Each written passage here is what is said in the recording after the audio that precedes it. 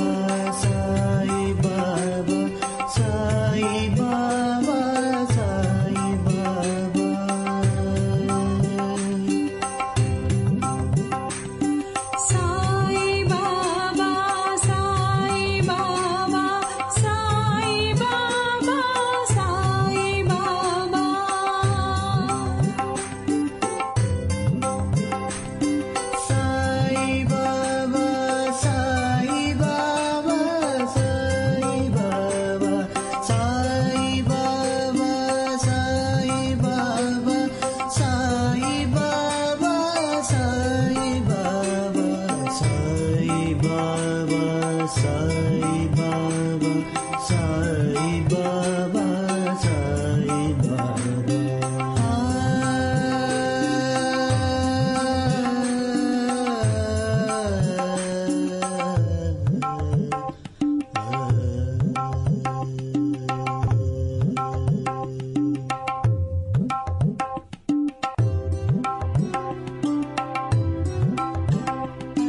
Sai Baba Sai Baba